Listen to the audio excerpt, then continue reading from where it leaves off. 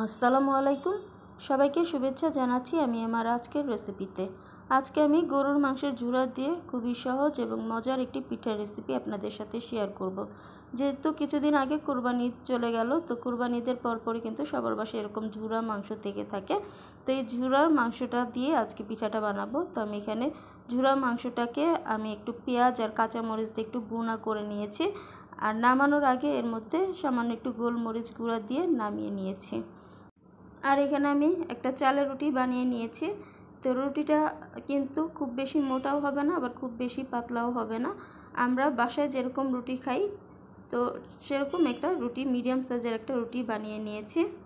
তো এবার আমি রুটিটাকে মাঝ বরাবর ছুরি দিয়ে ভাগ করে নিব। তো এই যে আমি রুটিটাকে দুই ভাগ করে নিলাম। তো এবার এক ভাগ আমি সরিয়ে রাখবো, আর এক ভাগ দিয়ে আমি পিঠাটা বানাবো।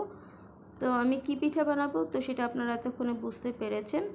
তো আমি এখানে এক ভাগ নিয়ে নিলাম। এবার আমি এর মধ্যে একটা সাইড করে আমি এর মধ্যে পানি দিয়ে আটকে দিচ্ছি। আপনারা চাইলে এখানে আটা দিয়ে একটা গোলা তৈরি করে নিতে পারেন, আর এই গোলাটা কিন্তু আঠার কাজ করবে, আর এখানে পানিটাও কিন্তু আঠার কাজ করবে। তো এবার আমি এটাকে এক পাশ থেকে একটু ত্রিকোণ করে ভাঁজ করে দিচ্ছি, আর অপর পাশটাকেও আমি এনে মুখটা আটকে দিলাম। তো আপনারা তখন বুঝতেই পারতেছেন আমি কি পিঠা বানাচ্ছি। তো আমি আজকে গরুর মাংসের ঝুরা দিয়ে সমুচা পিঠা বানাবো। তো এই যে আমার শেপটা আমি তৈরি করে নিয়েছি। তো এখন আমি এর মধ্যে যে গরুর মাংসের ঝুরা দিয়ে পুরটা তৈরি করে রেখেছিলাম, তো সেই পুরটা দিয়ে দিচ্ছি।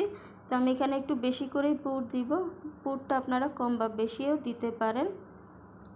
তো এই যে আমি পুর দিয়ে দিয়েছি, এবার আমি মুখটাকে আটকে দিব।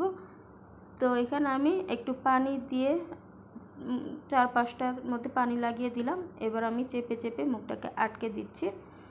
তো এভাবে করে আমি পিঠার 3 সাইড থেকে কিন্তু মুখটা আটকে দিব, যাতে পুরটা বের হয়ে না আসে বা পিঠাটা ফেটে না যায়। তো এই যে আমার পিঠা শেপটা তৈরি করা হয়ে গেছে। আপনারা আপনাদের পছন্দ মতো যে কোনো শেপেই কিন্তু এই পিঠাটা তৈরি করতে পারেন। খুবই সহজ, আর কোনো রকম ঝামেলা ছাড়াই কিন্তু এই পিঠাটা বানানো যায়। তো এই যে আমি এখানে কিছু পিঠা বানিয়ে নিয়েছি, আর এই পিঠা অল্প অল্প করে বানিয়ে কিন্তু ভেজে নিতে হবে, তা নাহলে কিন্তু পিঠাগুলো ফেটে যেতে পারে। তো এই যে আমি এখানে কিছু পিঠা বানিয়ে নিয়েছি, তো এখন সেগুলো ভাজবো। তো আমি এখানে চুলায় একটা প্যান বসিয়ে তাতে তেল গরম করতে দিয়েছি। তো তেলটা গরম হয়েছে, এখন আমি এর মধ্যে পিঠাগুলো ছেড়ে দিচ্ছি। তো আপনারা চাইলে কিন্তু এরকম করে পিঠা বানিয়ে কিন্তু সংরক্ষণ করতে পারেন। তো সেক্ষেত্রে পিঠাগুলোকে জাস্ট এপিট ওপিট করে হালকা একটু ছেঁকে এটাকে তুলে নেবেন। এরপর পিঠাগুলোকে ঠান্ডা করে তারপর একটা এয়ারটাইট বক্সের মধ্যে ভরে ডিপ ফ্রিজের মধ্যে রেখে সংরক্ষণ করতে পারবেন। তো আমি পিঠাগুলোকে ভেজে নিচ্ছি। তো এক পাশ হলে আমি আরেক পাশ উল্টে দিব, আর এই পর্যায়ে কিন্তু চুলার আঁচটাকে আমি মিডিয়াম রেখে তারপর পিঠাগুলোকে সুন্দর একটা কালার হওয়া পর্যন্ত ভেজে নিব। আর তেলটা কিন্তু আগেই পুরোপুরি গরম করে নিতে হবে। তো এই যে আমার পিঠাগুলো ভাজা হয়ে গেছে, সুন্দর একটা কালার চলে এসেছে। তো এখন আমি পিঠাগুলোকে তুলে নিচ্ছি একটা একটা করে।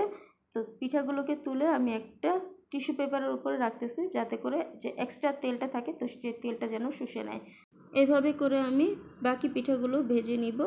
তো এই যে এখানে আমি পিঠাগুলোকে ভেজে নিয়েছি। তো তৈরি হয়ে গেছে গরুর মাংসের ঝুরা দিয়ে খুবই সহজ এবং মজার সমুচা পিঠা।